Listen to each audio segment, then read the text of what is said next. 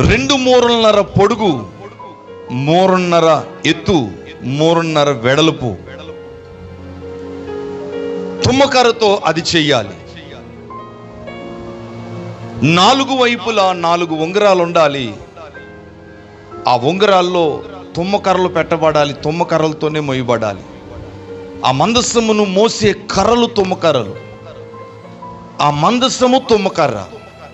తుమ్మకర్రతో మందసమును చేయమని దేవుడు చెబుతా ఉన్నాడు. చేసిన తర్వాత దానిపైన తుమ్మకర్ర కనబడకుండా బంగారముతో పొదిగించమన్నాడు దేవుడు. ఈ తుమ్మకర్ర గురించి ఆలోచన చేయండి. నేను ప్రార్థన చేస్తున్నప్పుడు దేవుడు మాట్లాడిన కొన్ని విషయాలు నేను మీతో పంచుకుంటాను. చూడండి, తుమ్మకర్ర విలువ లేని కర్ర. యాపకర్రకు విలువ ఉంటుంది, టేకు చెట్టుకు విలువ ఉంటుంది, కానీ తుమ్మ చెట్టుకి ఎలాంటి విలువ ఉండదు. బైబిల్లో ఒలీవ చెట్లు, అంజూరపు చెట్లు, ద్రాక్ష చెట్లు, ఇలాగ ఫలాలు ఇచ్చి అనేక చెట్లు గురించి రాయబడి ఉంది. తుమ్మకర్రకి ముళ్ళు తప్ప ఇంకేం ఉండవు. తుమ్మకర్ర విలువ లేనిది. తుమ్మకర్ర ఎవరు కూడా పెరట్లో వేసుకోరు, ఇంటి ముందు వేసుకోరు. తుమ్మకర్రకి పెద్ద ప్రాధాన్యత అనేది లేదు. ఈ తుమ్మకర్ర సరిగ్గా నీడనివ్వలేదు. తుమ్మకర్ర సరైన ఫలాలు ఇవ్వలేదు. తుమ్మకర్ర పెద్దగా ఎవరికి అంత ప్రయోజనకరంగా ఉండదు. మనుషుల చేత నిషేధింపబడి చులకనగా చూడబడుతున్నటువంటి ఒక కర్ర తుమ్మకర్ర. వేపకర్రకు కానీ, టేకర్రకు కానీ, అంజూరపు చెట్లకు కానీ, ఒలివ చెట్లకు కానీ, ద్రాక్ష చెట్లకు కానీ, ఫలాలు ఇచ్చే చెట్లకు విలువ ఉన్నట్లుగా తుమ్మకర్రకి విలువ అనేది ఉండదు. ఇప్పుడు మన ఇంటి ముందు ఎడం వైపు ఒక బొప్పాయి చెట్టు ఉందండి. అది చాలా బలహీనమైనది. అయినా అది ఏం చేస్తుంది చెప్పండి? ఫలాలు ఇస్తూ ఉంటుంది. ఎవరైనా దాని మీద చేయేశారు అనుకోండి, మనం ఊరుకుంటామా? ఫలాలు ఇచ్చేది కాబట్టి ఊరుకోం. ఇటు కుడివైపు కూడా తుమ్మ చెట్లు ఉన్నాయి. ఈ ఖాళీ ఫ్లాట్ అంతా తుమ్మ చెట్లు ఉన్నాయి. ఎవరైనా వచ్చి దాన్ని కొడుతున్నారు అనుకోండి, మనం ఏమైనా మాట్లాడతామా? మాట్లాడు. పెద్దగా పట్టించుకోరు ఎవరు కూడా. తుమ్మకర్ర అనేది విలువ లేనిది, నిషేధించబడినది. దాని యొక్క శరీరం అంతా, చెట్టంతా ముళ్ళు కలిగినది.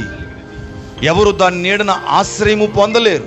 అయితే దేవుడు అలా నిషేధింపబడి పనికి రాకుండా, విలువ లేకుండా చాలా మనుషుల చేత మరి తక్కువ స్థాయిలో చూపబడుతున్నటువంటి ఆ తుమ్మకర్రనే దేవుని మహిమను మోసే కర్రగా దేవుడు మార్చాలనుకున్నాడు. హల్లెలూయా. ముళ్ళుతో నింపబడినటువంటి తుమ్మకర్రనే దేవుడు మహిమ చేత కప్పాలనుకున్నాడు. మనుషుల చేత నిషేధించబడినటువంటి తుమ్మకర్రనే మనుషుల చేత మొయ్యబడే మందసముగా దేవుడు చెయ్యాలనుకున్నాడు. హల్లెలూయా. ఎవరు జాగ్రత్తగా వినండి. ఖచ్చితంగా ఈరోజు మీరు దీవించబడతారు. ఈరోజు రాలేని వారు ధన్యతను పోగొట్టుకున్నట్టే. ఎందుకంటే ఈ వారం అంతా నేను ప్రార్థన చేస్తూ వచ్చాను. దేవుడు మాట్లాడిన కొన్ని విషయాలు మీతో పంచుకుంటున్నాను. చూడండి, మనుషుల చేత తొక్కబడుతూ, మనుషుల చేత నిషేధించబడుతూ, మనుషుల చేత వెలివేయబడుతూ, మనుషుల చేత చులకన చేయబడుతూ, ఏమాత్రము కూడా ఎన్నిక లేని ఈ తుమ్మకర్రనే మనుషుల చేత మొయ్యబడే మందసముగా దేవుడు చెయ్యాలనుకున్నాడు. ఈ తుమ్మకర్ర నీకు, నాకు, మనందరికీ సాదృశ్యంగా ఉంది. అయితే ఈ తుమ్మకర్ర మీద దేవుడు తన మహిమను ఉంచాలనుకుంటున్నాడు, తన సన్నిధిని ఉంచాలనుకుంటున్నాడు. ఈ తుమ్మకర్ర కరుణా పీఠమును మోసే ఆ మందసముగా దేవుడు మార్చాలనుకుంటున్నాడు. రెక్కలు విప్పి ఒకదాని వైపు ఒకటి చూస్తున్న కెరూబులను మోసే మందసముగా దేవుడు చేయాలనుకున్నాడు. దేవుడు ప్రజలతో మాట్లాడే ఒక కేంద్రంగా దేవుడు ఈ తుమ్మకర్రని చెయ్యాలనుకుంటున్నాడు. దేవుని మహిమనే మోసే మందసముగా దేవుడు ఈ తుమ్మకర్రని చెయ్యాలనుకుంటున్నాడు. ఈ తుమ్మకర్ర పట్ల అలాంటి ఒక ప్రణాళిక కలిగి ఉన్న దేవుడు మోషేతో అంటున్నాడు, తుమ్మకర్రతో మందసమును చెయ్యాలి. అయ్యా, తుమ్మకర్ర విలువ లేదయ్యా, ఎన్నిక లేదయ్యా, ఆ చెట్టంతా ముళ్ళే ఉన్నాయి, అది నీ మందసమునకు ఉపయోగపడుతుందా? ఎస్, అవును. మనుషుల చేత నిషేధించబడినదే నా దృష్టికి ఘనమైనదిగా నేను ఎంచుతున్నాను. అది నాకు కావాలి. నేను దాన్ని మహిమ చేత నింపుతాను, సన్నిధి చేత నింపుతాను, నా మేఘమునే మోసేలాగా చేస్తాను అని దేవుడు చెప్తా ఉన్నాడు. ఇప్పుడు మోషే ఏం చేయాలి? తుమ్మ చెట్టు దగ్గరికి వెళ్ళాలి. తుమ్మ చెట్టుతో మోషే మాట్లాడాలి. దైవజనుడు తుమ్మ చెట్టుతో దైవజనుడు మాట్లాడాలి. ఓ తుమ్మ చెట్టు, దేవుడు నిన్ను ఎన్నుకున్నాడు. నువ్వు దేవుని మహిమను మోసే చెట్టుగా మారబోతున్నావు, దేవుని సన్నిధిని మోసే చెట్టుగా మారబోతున్నావు, దేవుని కరుణాపీఠాన్ని మోసే చెట్టుగా మారబోతున్నావు, దేవుడే నీలో వచ్చి నివసించి ఒక మందసముగా మారబోతున్నావు. కనుక ఈరోజు నిబంధన మందసముగా మార్చబడ్డానికి ఓ తుమ్మ చెట్టు, నీవు నరకబడాలి. ఈ భూభాగంలో నుంచి నువ్వు వేరు చేయబడాలి. నీ మీద ఉన్న ముళ్ళన్నీ చెక్కబడాలి. భూమిలో నుంచి వేరు చేయడానికి నువ్వు సిద్ధమేనా? దేవుని మహిమ నిన్ను కమ్ముకోవడానికి సిద్ధంగా ఉంది. ఇప్పుడు దైవజనుడు తుమ్మ చెట్టుతో మాట్లాడుతూ ఉన్నాడు. అప్పుడు తుమ్మ చెట్టు అంటా ఉంది, అయ్యా దేవుణ్ణి నేను మొయ్యాలి అంటే ఈ భూమిలో నుంచి నేను వేరు చేయబడాలా? తరతరాలుగా నా వేర్లు తన్నుకొని భూమిలో నుంచి సారం తీసుకుంటూ భూమిని ఆధారం చేసుకుని నేను బ్రతుకుతున్నానే, ఇప్పుడు ఈ భూమిని విడిచిపెట్టాలా? నా వేర్లు నరకబడాలా? భూమిలో నుంచి నేను పూర్తిగా వేరు చేయబడాలా అని అంటే దైవజనుడు అంటాడు, లేక దేవుడు అంటాడు, అవును, నీ మీదకి మహిమ దిగి రావాలంటే నువ్వు భూమిలో నుంచి వేరు చేయబడాలి, నీ వేర్లు నరకబడాలి అని దైవజనుడు ఏం చేయడం మొదలు పెట్టాడంటే, గొడ్డలు తీసుకుండి ఆ తుమ్మ చెట్టు వేర్లు నరకడం మొదలు పెట్టాడు. ఇప్పుడు ఈ చెట్టు ఏం చేయబడుతుందంటే నరకబడుతుంది, వేర్లు నరకబడుతున్నాయి. ఇంతవరకు భూమిని ఆధారంగా చేసుకుని భూమిలో ఉన్న సారమును తీసుకుంటూ భూమిలోనే ఉండి బ్రతుకుతున్న ఈ చెట్టు వేర్లు ఇప్పుడు ఏం చేయబడుతుంది చెప్పండి? అందరూ చెప్పండి బిడ్డ, ఏం చేయబడుతున్నాయి? నరకబడుతున్నాయి.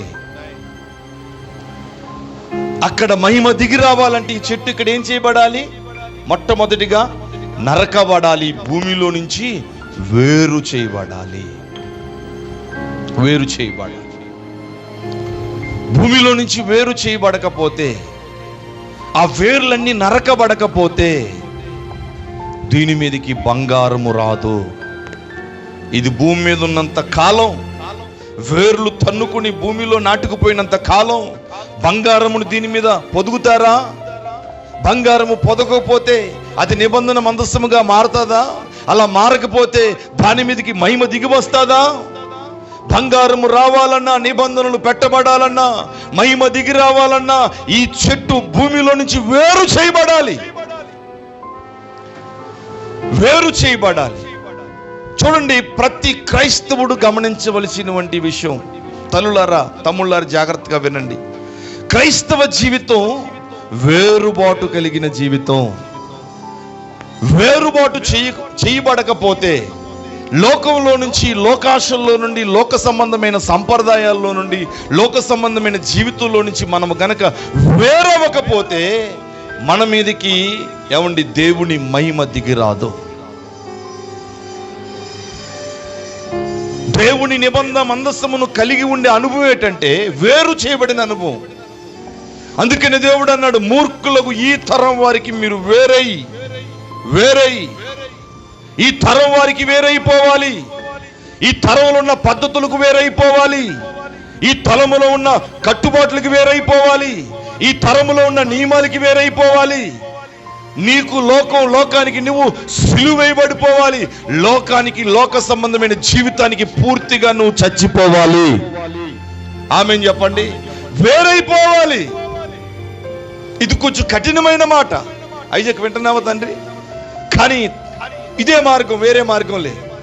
నువ్వు లోకంలో నుంచి వేరు చేయబడలేనంత కాలం దేవుని మహిమను మోసే మందసంగా నువ్వు మార్చబడలేవు. వేరు చేయబడాలి. చేదైన వేర్లన్నీ నరకబడిపోవాలి. నీకు లోకానికి ఎలాంటి సంబంధం ఉండకూడదు. జీవించేది నేను కాదు, నేను చనిపోయాను, లోకానికి నాకు లోకం సిలువ వేయబడిందని పౌలు అన్నారు కదా. కనుక లోకానికి, నీకు లోకానికి వేరైపోవాలి. నువ్వు సిలువ వేయబడినటువంటి ఒక అనుభవంలోనికి వచ్చేవాలి. లోకంలో ఉంటే, లోకాశల్లో ఉంటే, లోక సంబంధమైన జీవితంలోనే ఉంటే నువ్వు దేవుని నిబంధన మందస్సముగా మార్చబడలేవు. కనుక దేవుని ప్రజలు, క్రైస్తవులు అనబడేవారు, దేవుని నమ్మిన వారు, దేవుని మందిరానికి వచ్చిన వారు ఒక వేరుబాటు జీవితాన్ని జీవించాలి. వేరుబాటు జీవితాన్ని జీవించాలి.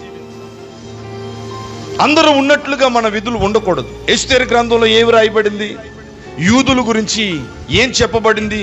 వీరి విధులు, వీరి నిర్ణయాలు, వీరి అలవాట్లు, వీరి కట్టుబాట్లు, వీరి పద్ధతులు అందరి జనుల్లాగా లేవు, చాలా ప్రత్యేకంగా ఉన్నాయి.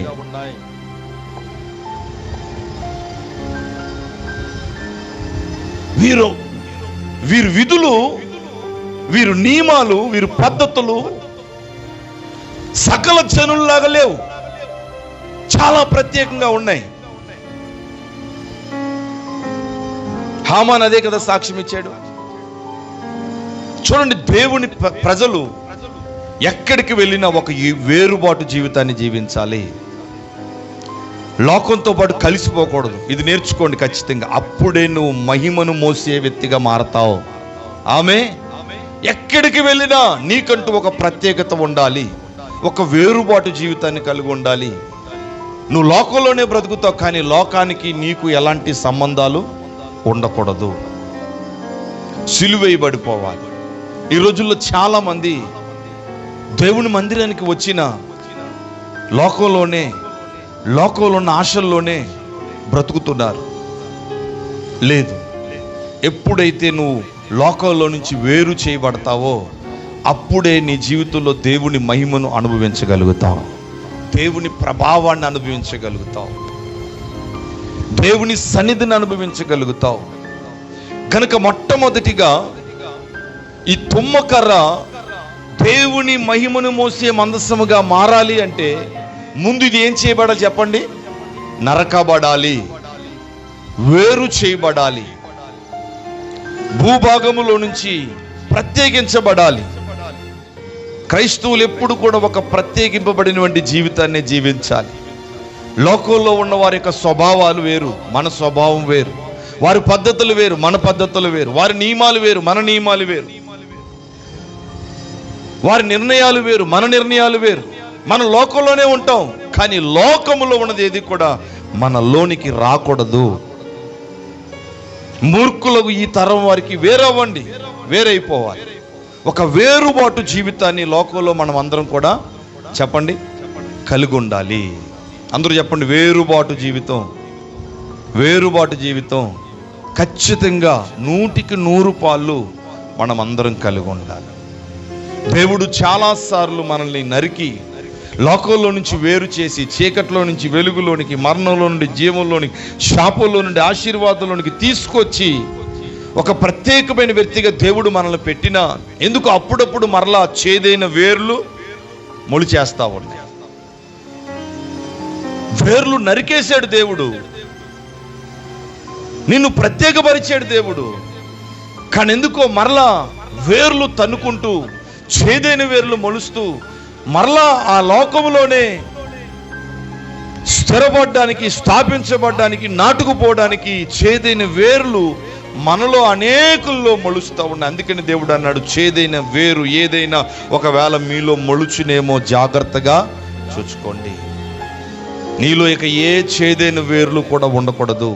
ఒక్కసారి లోకంలో నుంచి వేరు చేయబడ్డావు, ఒక్కసారి సిలువేయబడ్డావు, ఒక్కసారి ప్రత్యేకించబడ్డావు, ఇక మరలా లోకానికి నీకు ఎలాంటి సంబంధం ఉండకూడదు. ఆమేన్ చెప్పండి. అందుకని బైబిల్లో దేవుడు కొన్నిసార్లు కొన్ని కఠినమైన మాటలు మాట్లాడారు. అవి ప్రసంగాల్లో చెబితే బాధపడతారు కానీ దేవుడు బైబిల్లో చెప్పాడు కదా, కుక్క తన వాంతుకు తిరుగునట్లుగా. ఒక్కసారి కక్కిన తర్వాత, ఒక్కసారి వామిటింగ్ చేసుకున్న తర్వాత మరలా కుక్క ఏం చేస్తుందంటే కక్కిన దాన్ని తిరిగి తింటా ఉంది. ఒక్కసారి నువ్వు వదిలేసిన తర్వాత, ప్రత్యేకించబడిన తర్వాత మరలా దాని వైపు తిరిగి చూడకూడదు. కానీ చాలా మంది చూస్తున్నారే. ఈరోజు క్రైస్తవు అని చెప్పుకునేవారు, సంఘానికి వెళ్ళేవారు ఎంతో మంది యవన బిడ్డలు, ఎంతో మంది స్త్రీ పురుషులు, ఎంతో మంది విశ్వాసులు కుక్క తన వాంతుకు తిరుగునట్లుగా పలుమార్లు లోకం వైపు ఎందుకు తిరుగుతున్నారు? నువ్వు అలా తిరిగే ప్రతిసారి మహిమను కోల్పోతున్నావు. సన్నిధిని కోల్పోతున్నావు. ఏమండి, దేవుడు సొదొమ గొమొర్రా పట్టణంలో నుంచి లోతు భార్యని, వారికి కుమార్తెల్ని దేవుడు విడిపించాడు. అబ్రహాము చేసిన విజ్ఞాపనను బట్టి దేవుడు ఆ కుటుంబాన్ని అగ్ని గంధకాల్లో, ఆ పట్టణం అంతా కాలిపోతూ ఉంటే అగ్ని గంధకాల్లో ఈ కుటుంబం కాలిపోకూడదని దేవుడు ఏం చేశారంటే అందులో నుంచి విడిపించారు. ఆమెన్ చెప్పండి. విడిపించి దేవుడు చెప్తున్నాడు, అదిగో దూరంగా ఉన్న కొండ ప్రాంతానికి వెళ్ళిపో, ఇక్కడ దరిదాపుల్లోనూ ఉండొద్దు, ఇక్కడికి ఉగ్రత రాబోతా ఉంది, అగ్ని గంధకాలు రాబోతా ఉన్నాయి, ఈ పట్టణం అంతా కాలిపోబోతా ఉంది. లోతు, నీ పిల్లల్ని నీ భార్యని తీసుకోండి, ఆ దూర ప్రాంతానికి వెళ్ళిపో అన్నాడు దేవుడు. అప్పుడు లోతు అంటున్నాడు, అయ్యా అంత దూర ప్రాంతానికి వెళ్ళలేను కానీ ఇది సమీపంగా ఉంది, ఇక్కడికి వెళ్ళమంటావా? ఇక్కడికి వెళ్తానయ్యా అన్నాడు. దేవుడు అక్కడికి వెళ్ళమని చెప్తే లోతేమో ఇక్కడికి వెళ్తానంటున్నాడు. చాలాసార్లు మనం ఏం చేస్తామంటే సులువైన మార్గాలు ఎన్నుకుంటాం. దేవుడు అక్కడికి వెళ్ళమంటాడు, 100 కిలోమీటర్లు జర్నీ చేయాలి. దేవునితో మనం అంటాం, ఇది దగ్గరగా ఉంది ప్రభు, ఇక్కడికి వెళ్తాను, 10 కిలోమీటర్లే. లోతు అలా చెప్పాడా లేదా? ఇది సమీపంగా ఉందయ్యా, ఈ ప్రాంతానికి వెళ్ళిపోతాను అన్నాడు.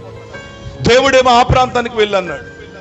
ఒకవేళ దేవుడు చెప్పినట్లుగా ఆ ప్రాంతానికి వెళ్తే లోతు కుమార్తెలు ఒకవేళ లోతుతో వ్యభిచారం చేయకుండా ఉండేవారేమో, లోతు భార్య చచ్చిపోకుండా ఉండేదేమో. చాలాసార్లు మన తొందరపాటు వలన మనము తీసుకునే నిర్ణయాలకి చాలా మన జీవితాల్లో, కుటుంబాల్లో కోల్పోతాం. లోతు అన్నాడు, ఇది సమీపంగా ఉందయ్యా, ఇక్కడికి వెళ్ళిపోతానయ్యా అన్నాడు. సరే నీ కర్మ పో అన్నాడు దేవుడు.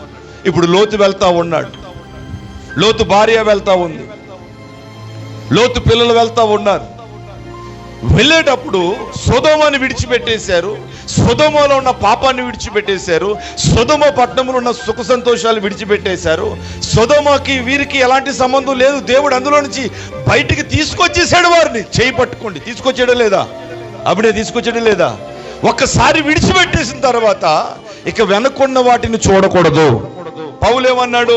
నేను వెనక్కున్న వాటిని మరిచి, అవునా కదా, ముందున్న వాటి కొరకు వేగురు పడుతున్నాను అన్నాడు. అయితే వీళ్ళు ఏం చేశారు? ఆ పట్టణాన్ని విడిచిపెట్టిన తర్వాత ముందు దేవుడు వెళ్ళమన్న ఆ పట్టణానికి వెళ్తున్నారు. ఆ వెళ్తున్న ప్రయాణంలో ఈ లోతు భార్య వెనక్కి తిరిగి ఏమండి చూసిందంట. చూసారా? వెనక్కి తిరిగి చూసింది. వెనక్కి తిరిగి చూడగానే ఎందుకు వెనక్కి తిరిగింది? ఎందుకు వెనక్కి తిరగవలసి వచ్చింది? సొదొమను విడిచిపెట్టిన తర్వాత నువ్వు సొదొమను ఎందుకు చూడాలి?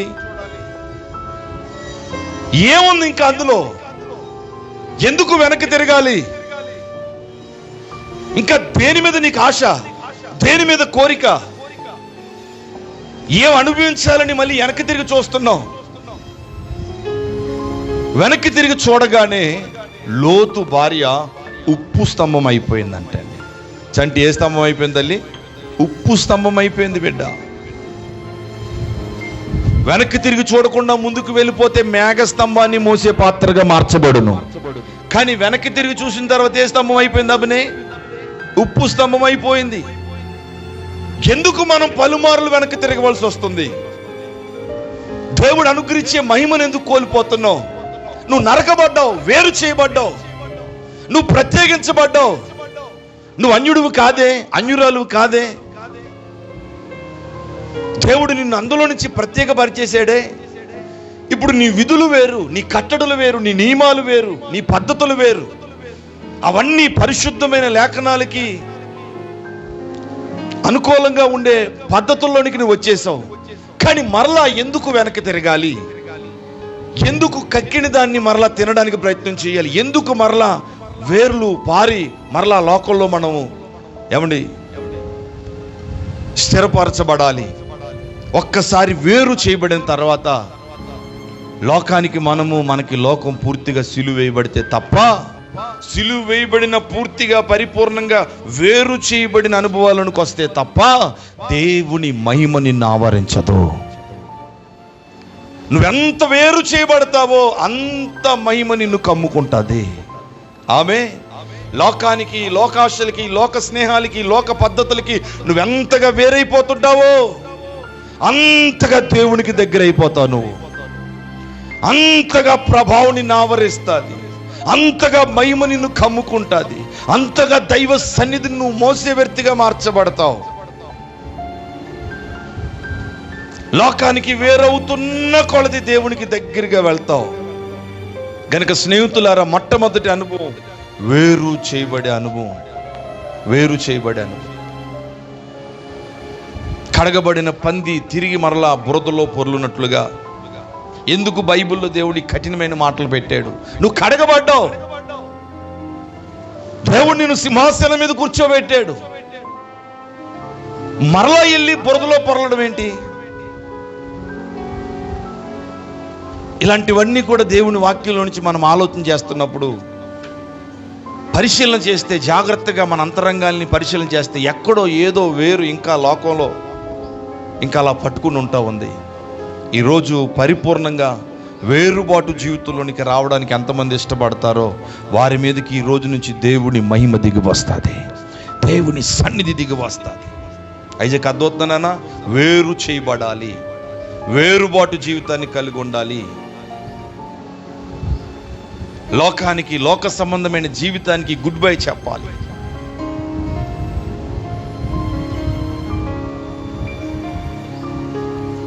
ఒక సేవకుడు ట్రైన్లో ప్రయాణం చేస్తున్నప్పుడు కొంతమంది యవ్వన బిడ్డలు ఆ సేవకుని చుట్టూ కూర్చుండి ఆ రాత్రి ట్రైన్ ప్రయాణంలో పేకాట ఆడుకుంటూ ఆ ముందున్న దేవుని బిడ్డని సేవకుని అడుగుతున్నారు, మాలో ఒక వ్యక్తి తక్కువ వచ్చాడు, నువ్వు కూడా చేయి కలుపుతావా, మాతో కలిసి ఆడతావా అంటే ఆయన ఇచ్చిన జవాబు ఏంటంటే, నాకు చేతులు లేవయ్యా, నాకు చేతులు లేవయ్యా అని చెప్పాడంట. ఆ యవ్వన బిడ్డలందరూ ఆశ్చర్యపోయి, చేతులు లేవని వెటకారం ఆడుతున్నారా, మీకు చేతులు ఉన్నాయి కదా అని అంటే ఆయన అన్నాడంట, ఈ చేతులు నాయి కాదే, నా చేతులు ఎప్పుడో సిలువేయబడ్డాయి, ఈ చేతులు యేసు ప్రభు చేతులు అన్నాడంట. అంటే ఒక పేకను ముట్టుకోవడానికి కూడా ఇష్టపడలేదు ఆయన. ఎప్పుడైతే అలా చెప్పాడో ఆయనలో నుంచి ప్రభావం ఆ యవ్వన బిడ్డల్ని తాకి ట్రైన్లోని అక్కడికక్కడే గుండెలు బాదుకొని పాపాలు ఒప్పుకోండి యేసును రక్షకుడిగా అంగీకరించారు. హల్లెలూయా. చూసారండి ఎంతమంది సంఘంలో వేరుబాటు జీవితాన్ని కలిగి ఉంటున్నారు, వారే దేవుని మహిమను మోసేవారుగా ఉంటారు. హల్లెలూయా. ఏమండి, కనుక పూర్తిగా మట్టిలో నుంచి, భూమిలో నుంచి ఆ తుమ్మకర్ర ఏం చేయబడాలంటే వేరు చేయబడాలి. బయటకు వచ్చిన తర్వాత దానికి ముళ్ళు ఉంటాయి. వడ్రింగ్ ఏం చేస్తాడు? ఆ ముళ్ళన్నీ చెక్కేస్తాడు, ఆ ముళ్ళన్నీ చెక్కేస్తాడు, కొమ్మలన్నీ నరికేస్తాడు. దేవుడు అక్కడ కొలతలు చెప్పాడు. అది ఎంత పెద్ద చెట్టు అయినా మందసంగా మారాలంటే ఖచ్చితంగా అది ఏం చేయబడాలి చెప్పండి? దేవుడు చెప్పిన కొలతల ప్రకారంగా నరకబడాలి కదా. 2 మూరలున్నర అన్నాడు, అది 10 మూరలు ఎత్తుంది. ఈ 10 మూరలు ఎత్తు తుమ్మ చెట్టు ఏమైపోవాలి చెప్పండి? 2 మూరలున్నర ఎత్తుకు దిగిపోవాలంతే. దిగాలా లేదా? దిగాలి. ఆ పొడుగులోనికి, ఆ వెడపులోనికి ఆ చెట్టు రావాలి. కనుక కిందన వేర్లు మాత్రమే కాదు, పైన కూడా నరకబడాలి. ఆమేన్ చెప్పండి. కిందన మాత్రమే కాదు, పైన కూడా నరకబడిపోవాలి. నేను, నాది, నాకు, ఇలాంటి స్వభావం అంతా కూడా నీలో ఏం చేయబడిపోవాలంటే నరకబడిపోవాలి. నువ్వు కిందకి రావాలి. ఆమేన్ చెప్పండి. ఎక్కడికి రావాలి బిడ్డ? కిందకి వచ్చేసేయాలంతే. తగ్గిపోవాలి. ఎంత తగ్గిపోతావో అంతగా నువ్వు మోయబడతావు, అంతగా ఘనపరచబడతావు. కనుక నీ కొమ్మలు నరకబడాలి, నీ చిగుర్లు నరకబడాలి, నీ ముళ్ళు నరకబడాలి, నీ ఎత్తు నరకబడాలి. పూర్తిగా దేవుడు చెప్పిన కొలతల్లోనికి వచ్చే దాకా నువ్వు నరకబడుతూనే ఉండాలి. ఆమేన్ చెప్పండి. ఆమేన్ చెప్పండి. దేవుడు తనకిష్టమైన కొలతల్లోనికి మనల్ని తీసుకుని వచ్చేటప్పుడు మనల్ని చాలా కఠినమైన మార్గాల గుండా దేవుడు నడిపిస్తాడు. చాలా కఠినమైన మార్గాల గుండా నడిపిస్తూ ఉంటాడు. ఒక్కొక్క దెబ్బ పడుతూ ఉంటే నొప్పి కలిగిన ఆ పడిన దెబ్బను బట్టి అనవసరమైన ఒక్కొక్క కొమ్మ నరకబడిపోతూ ఉంటాడు. ఆమె ఒక్కొక్క దెబ్బ పడుతూ ఉంటే ఒక్కొక్క ముళ్ళు తీయబడతా ఉంటాడు కదండి. దేవుడు నిన్ను అనేక మార్గాల గుండా తీసుకుని వెళ్ళవలసి వస్తుంది. ఒక నిబంధన మందసముగా నువ్వు మారడానికి అనేక మార్గాల గుండా వెళ్తున్నప్పుడు ఎన్నో దెబ్బలు నీకు తగులుతూ ఉంటాయి. దెబ్బలు తిన్నవాడే భవిష్యత్తులో గొప్పవాడిగా మార్చబడతాడు. దెబ్బలు గుండా వెళ్తున్నవాడే, గాయాలు గుండా వెళ్తున్నవాడే, శ్రమలు గుండా వెళ్తున్నవాడే ఒక్కొక్కసారి ఒక్కొక్క శ్రమ నేను నరుగుతున్నప్పుడు నేను, నాది, నా వారు అనేది అంతా కూడా, ఈ స్వభావం అంతా కూడా పూర్తిగా నరకబడిపోయి ఇక నేనేమీ కాదు, నాలో దేవుడు మాత్రమే అనే స్థాయికి వచ్చేస్తావంట. హల్లెలూయా. నాలో దేవుడే, నేను కానే కాదు, జీవించేది నేను. చెప్పండి, జీవించేది నేను కాదు అన్నట్లుగా ఇవన్నీ కూడా నరకబడిపోతాయి. కొమ్మలు, ముళ్ళు, పైనున్న చిగుర్లు అన్నీ నరకబడిపోయి దేవుని కొలతల్లోనికి వచ్చేస్తాయి. పూర్తిగా చెక్కబడి, నరకబడి, విరగొట్టబడి, సరిచేయబడి ఈ తుమ్మ చెట్టు ఏమైపోయిందంటే దేవుడు చెప్పినట్లుగానే ఒక మందసం ఆకారంలోనికి వచ్చేసింది. హల్లెలూయా. చెప్పండి, ఏం చేయబడింది బిడ్డ? ఇది వేరు చేయబడింది. ఏం చేయబడింది? నరకబడింది. ఏం చేయబడింది? చెక్కబడింది. పూర్తిగా దేవుడు చెప్పిన కొలతల్లోనికి వచ్చేసింది. నువ్వు రాగలవా? దేవుడు చెప్పిన కొలతల్లోనికి, దేవుడు చెప్పిన కొలతల్లోనికి రావడానికి నువ్వు చెక్కబడగలవా? విరగొట్టబడగలవా? నరకబడగలవా? దేవా, నీవు అనుకుంటున్న కొలతల్లోనికి నేను రావాలి. ఆమె నా కొలతలు వేరే ఉన్నాయి, నీ కొలతలు వేరే ఉన్నాయి. నీవు చెప్పిన కొలమానంలోనికి, కొలతల్లోనికి, స్థాయిలోనికి నేను రావాలి ప్రభువా. ఎవరైతే, ఏ విశ్వాస అయితే దేవుడు చెప్పిన కొలతల్లోనికి వస్తారో వారే దేవుని మహిమను మోసేవారిగా మార్చబడతారు. స్తోత్రం చెప్పండి. హల్లెలూయా. రాగలుగుతున్నారండి క్రైస్తవులోనికి వచ్చిన తర్వాత కూడా నేను అనేది, నాది అనేది ఉండిపోతుందా? దేవుడు చెప్పిన కొలతల్లోనికి రాగలుగుతున్నామా? దేవుడు చెప్పిన కొలతల్లోనికి రావడానికి మనం అప్పగించుకుంటున్నామా? అయ్యా, నీవు మంచి శిల్పకారుడు అయ్యా, సృష్టినే నీకు ఇష్టమైన రీతిలో, నీకు నచ్చిన రీతిలో చెక్కిన దేవుడు అయ్యా, నన్ను చెక్కు, నన్ను నరుకు, నన్ను విర్రగొట్టు, నీకు ఇష్టమైన కొలతల్లోనికి నన్ను మార్చు ప్రభు అనేవారు ఉన్నారా? అలా ప్రార్థన చేస్తారా? అలా ప్రార్థించేవారు ఉన్నారా? నీకు నచ్చిన కొలత వచ్చేదాకా నన్ను ఎంత చెక్కుతావో చెక్కు ప్రభువా. నీకు నచ్చిన కొలత, నీవు అనుకున్న స్థాయిలోనికి నేను వచ్చేదాకా, నా అహం, నా గర్వం, నేను అనేది నాలో పూర్తిగా నరకబడి లూసిఫర్ ఏం చేసిందంటే ఆకాశము మట్టుకు హెచ్చింపబడిందంట. పైకి లెగిసింది, కానీ నేను కిందకి రావాలి. ఆమెన్ చెప్పండి. లూసిఫర్ ఏం చేసింది? పైకి లెగిసింది. పైకి లెగిసే కొలది పాతాళంలోకి వెళ్ళిపోయింది. మనం ఏం చేయబడాలంటే పైనుంచి కిందకి రావాలి. కిందకి వచ్చే కొలది దేవుడు మనల్ని పైకి ఎత్తడం మొదలు పెడతాడు. హల్లెలూయా.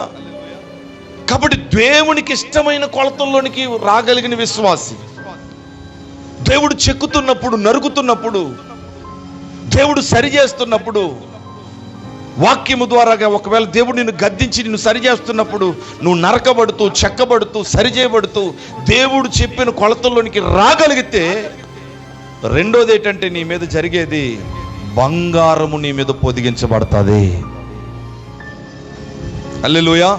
ఇప్పుడు మోషే తుమ్మకర్రని తీసుకుని వచ్చాడు, వేర్లు నరికాడు, పైన చిగుర్లు నరికేశాడు, తీసుకొచ్చి ఇంత బారు తుమ్మకర్ర తీసుకొచ్చి అక్కడ పెట్టాడు. ఇప్పుడు బంగారాన్ని దాని మీద పొదుగుతా ఉన్నాడు. దేవుడు ఏమంటాడు చెప్పండి? మోషే, నువ్వు చేసేది సరైంది కాదు. బంగారం ఎప్పుడు పొదిగించబడుతుంది, బంగారం ఎప్పుడు దాని మీద పొదగబడుతుంది అంటే దేవుడు అన్నాడు కదా, చెప్పండి, 2 మూరలున్నర దేవుడు చెప్పిన కొలతలోనికి అది రావాలి. 2 మూరలున్నర పొడుగు, 1.5 ఎత్తు, 1.5 వెడల్పు. ఈ 3.5 వెడల్పులోనికి రావాలి, ఈ 3.5 ఎత్తులోనికి రావాలి, ఈ ఒక్కొక్క చెక్క 3.5 రావాలి, 2 3.5 పొడుగు రావాలి, ఖచ్చితంగా కొలతలు రావాలి. ఆ కొలతలు వస్తేనే దాని మీదకి ఏమొస్తుంది చెప్పండి? బంగారపు రేకు వస్తుంది. దేవుడు చెప్పే కొలతల్లోనికి వచ్చే విశ్వాసి ఆ జీవితం చాలా ఆశీర్వాదకరంగా ఉంటుంది. ఆమె చెప్పండి. కనుక తుమ్మకరతో అలా పెట్టి చేయబడిన తర్వాత రెండో ప్రశస్తమైన అనుభవం ఏంటంటే, ఇది మందస్తముగా మార్చబడి మహిమను కలిగి ఉండాలంటే, రెండోదిగా ఆ చెక్కబడిన తర్వాత, నరకబడిన తర్వాత, ఆ కొలతలోనికి వచ్చిన తర్వాత దీని మీద ఏం పొదగాలి చెప్పండి? బంగారంతో పొదిగించబడాలి. బంగారం దైవత్వానికి సాదృశ్యం, దైవ స్వభావానికి సాదృశ్యం కదా. ఒక విశ్వాసి లోకంలో నుంచి వేరు చేయబడిన తర్వాత, దేవుడు చెప్పిన నిర్మాణంలోనికి, కొలతల్లోనికి చెక్కబడి నరకబడి అక్కడికి వచ్చిన తర్వాత, ఈ విశ్వాస జీవితంలో మరొక ప్రశస్తమైన అనుభవం ఏంటంటే, బంగారం అనబడుతున్న దైవ స్వభావంతో అలంకరించబడిపోవాలి. ఇక నువ్వు పూర్తిగా కనబడలేనంతగా నీలో దైవ స్వభావం అనేది పొదిగించబడాలి. నువ్వు మనిషివే కానీ నీలో దేవుని స్వభావాన్ని ప్రజలు చూడగలగాలి. ఆమె చెప్పండి, ఆమె చెప్పండి. చూడండి, క్రైస్తవులు అంటే అండి, దేవుళ్ళలోనికి వచ్చిన తర్వాత దేవుణ్ణి పోలి బ్రతకడానికి ప్రయత్నం చేయాలంటే ఐజాకు. దేవుళ్ళలోనికి వచ్చిన తర్వాత మనం ఎవరిని పోలి బ్రతకాలి? దేవుణ్ణి పోలి బ్రతకాలి. మీరు ప్రియులైన పిల్లల వలె దేవుణ్ణి పోలి నడుచుకోండి. దేవుణ్ణి పోలి నడుచుకోవడం అంటే దేవుని స్వభావాన్ని మనము ధరించుకోవాలి. క్రీస్తును మీరు ఏం చేయాలి? ధరించుకోండి అన్నాడు. క్రీస్తుని ధరించుకోవడం అంటే మెల్లో సిలువేసుకోవడమా? క్రీస్తుని ధరించుకోవడం అంటే మెల్లో సిలువేసుకోవడమా? లేకపోతే వస్త్రాలు మార్చడమా? క్రీస్తుని ధరించుకోవడం అనే దానికి అర్థం ఏంటంటే క్రీస్తు స్వభావాన్ని ధరించుకోవాలి. దేవుళ్ళలోకి వచ్చిన తర్వాత కూడా క్రీస్తు స్వభావం మనలో లేకపోతే, ఆయన ప్రేమ, ఆయన కనికరం, ఆయన క్షమాపణ, ఆయన లాంటి ప్రార్థన జీవితం, ఆయన లాంటి దయగలిగినటువంటి మాటలు, ఆయన ఎలా నడుచుకున్నాడో అలాంటి నడవడిక, ఆయన స్వభావం మనము ధరించుకోవాలి. ప్రతి విశ్వాసి దాని కొరకే ప్రయాసపడాలి, దాని కొరకే పరుగులు పెట్టాలి. అదోత్న తేజ్పాల్, ఏ స్వభావం రావాలి మనకి? క్రీస్తు స్వభావం రావాలి. పూర్తిగా మనము కనుమరుగైపోయేంతగా లోపట, వెలుపుట, కింద, పైన దానికి పెట్టే ఉంగరాలు, మోసే మోతకర్రలకి కూడా పూర్తిగా తుమ్మకర్ర కనబడలేనంతగా బంగారముతో పొదిగించాలి దాన్ని. ఇక తుమ్మకర్ర కనబడుతుంది అక్కడ? కనబడుతుంది. రెండోది శ్రేష్టమైన అనుభవం ఏంటంటే దైవ స్వభావంలో బ్రతకడం. దేవుళ్ళలోనికి వచ్చిన తర్వాత కూడా దేవుని స్వభావం మనలో లేకపోతే, దేవుని స్వభావంలో మనం బ్రతకకపోతే, మనము మనలాగే బ్రతికితే దానివలన దేవుడు ఎప్పుడూ కూడా దుఃఖిస్తూనే ఉంటాడంట. అందుకనే పౌలు ఏమన్నారు చెప్పండి? క్రీస్తు స్వారూప్యం మీ యందు ఏర్పడేంత వరకు మరలా మీ విషయమే నాకేం కలుగుతుంది? ప్రసవ వేదన. ప్రతి క్రైస్తవుడికి ప్రసవ వేదన ఉండాలి. ఆమేన్, ఆమేన్. ఈ బాధ ఉండాలి, ఈ నొప్పి ఉండాలి, ఈ వేదన ఉండాలి గుండెల్లో. ఏంటి ఆ ప్రసవ వేదన? క్రీస్తు స్వారూప్యం నాలో రావాలి. నేను క్రీస్తుని పోలి బ్రతకాలి. క్రీస్తు స్వభావం నాలో ఏర్పడాలి. క్రీస్తు స్వారూప్యం నాలో కలిగేదాకా అలాంటి ఒక ప్రసవ వేదనతో బ్రతకాలి. ఇది చాలా అవసరం. ఈ రోజుల్లో మనం ప్రార్థనలు చేస్తున్నప్పుడు ఇలా ప్రార్థన చేయగలుగుతున్నామండి? దేవా, నీ స్వభావం నాలో స్థాపించు నాయన. నీ స్వారూప్యం నేను కలిగి ఉండాలి ప్రభువా. ఆ స్వారూప్యం వచ్చేదాకా నాలో ఈ ప్రసవ వేదన తగ్గిపోకూడదు, ఈ భారం తగ్గిపోకూడదు.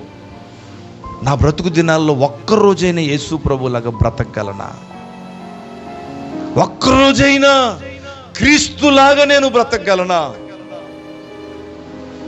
ఆ స్వభావం మనలోనికి రావాలనే భారం మనలో లేకపోతే ఆ స్వభావంలో మనం ఎలా ఎదుగుతాం? ఒక రాత్రికి రాత్రే క్రీస్తు స్వభావం మనకు వస్తుంది ఐజాకు? రాదు కదా బిడ్డ.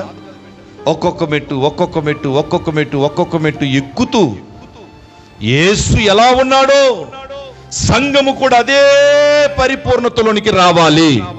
రావాలా వద్దా? రావాలా వద్దా? క్రీస్తుకి కలిగిన సంపూర్ణతకు సమానమైన సంపూర్ణత. యేసు ఎలా సంపూర్ణుడో మీ పరలోక ముందున్న తండ్రి పరిపూర్ణుడు గనుక మీరును పరిపూర్ణులై ముందురు. యేసే చెప్పాడా లేదా? అసలు ఎంతో మందికి గుండెలో ఈ వాంఛ ఉంటుంది. ఉందా అసలు? నేటి క్రైస్తవ్యానికి ఉందా ఈ వాంఛ? అసలు ఈ వాంఛతో ప్రజలు బ్రతుకుతున్నారా? అసలు మందిరానికి వచ్చిన, ప్రార్థించిన, వాక్యం చదివిన నీ బద్దులో మూలాంశం ఏంటంటే నేను నా ప్రభులాగా మార్చబడాలి, నా ప్రభుకి కలిగిన పరిపూర్ణత నాకు కూడా రావాలి. ఇది నీకు నిద్ర లేకుండా చేయాలి. ఇది ఒక ముళ్ళులాగా తరచూ నేను గుచ్చుదా ఉండాలి. అర్థమవుతుందా మెరిసి? ఒకే ఒక వాంఛ, ఒకే ఒక వేదన, ఒకే ఒక పెయిన్, లోపల బాధ ఏంటంటే ఆ స్వరూపం నాకు రావాలి, ఆ స్వభావం నాకు రావాలి. ఇంకా ఈ మూల తుమ్మకర కనబడతా ఉంది, ఇక్కడ బంగారం లేదు. ఇంకా ఈ ఉంగరంలో తుమ్మకర కనబడతా ఉంది, ఇంకా ఇక్కడ బంగారం పొదిగించబడలేదు. ఇంకా మోసే కర్రలు ఇంకా తుమ్మకరగానే ఉన్నాయి, బంగారం పొదిగించబడలేదు. ఇటువైపు మాత్రమే వచ్చింది, లోపల రాలేదు.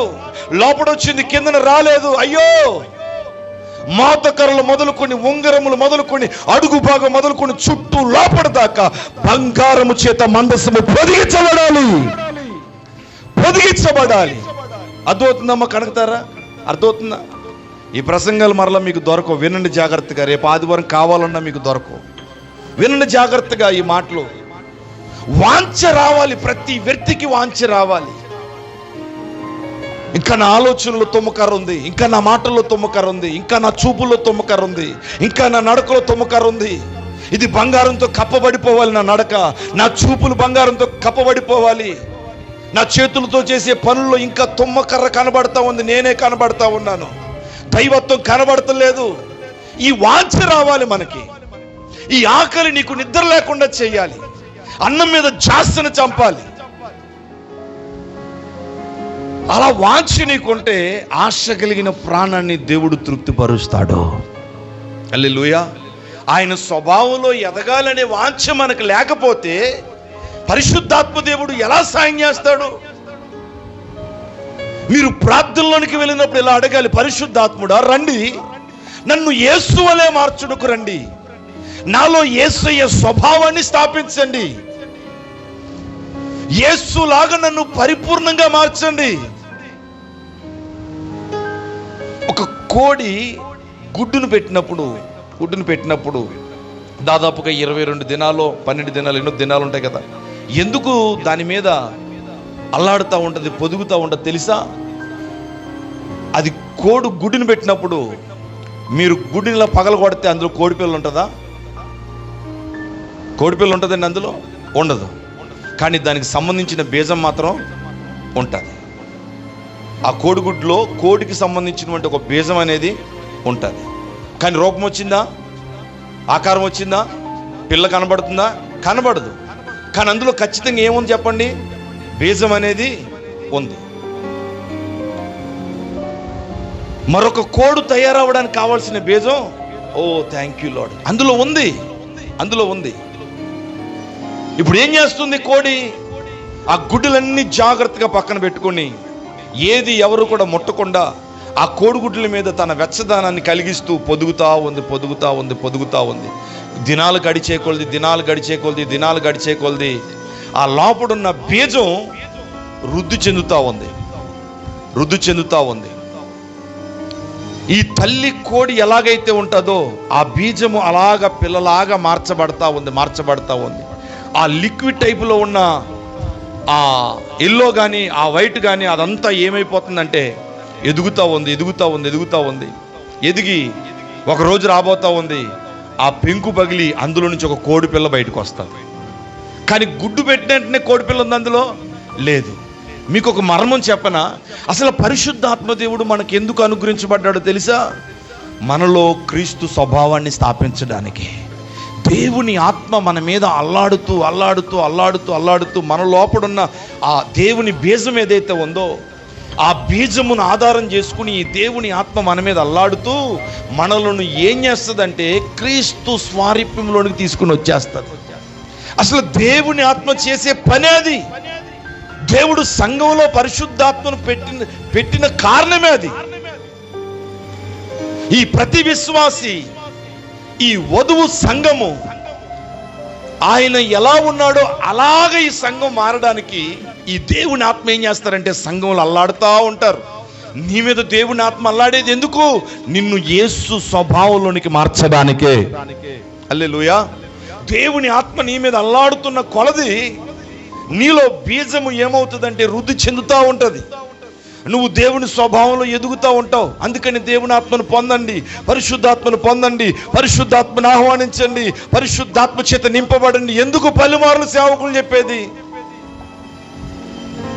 నువ్వు రక్షింపబడ్డావు, కేవలం కోడిగుడ్డులాగే ఉండిపోయి ఎన్ని సంవత్సరాలైనా గుడ్డులాగే ఉండిపోయింది.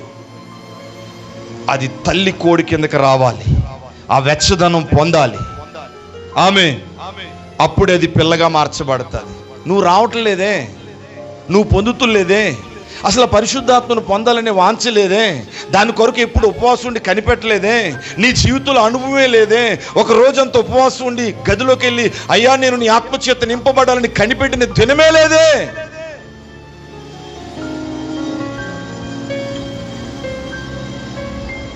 పరిశుద్ధాత్మ దేవుడు చేసే పని అది. పరిశుద్ధాత్మ దేవుడు విశ్వాసుల జీవితాల్లో యేసు స్వభావాన్ని వృద్ధి చేస్తాడు, యేసు స్వభావాన్ని స్థాపిస్తాడు, యేసు స్వభావంలోనికి విశ్వాసులు తీసుకువెళ్తాడు.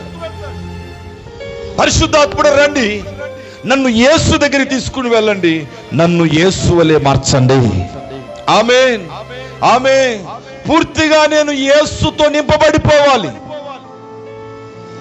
యేసుని ధరించుకోవాలి,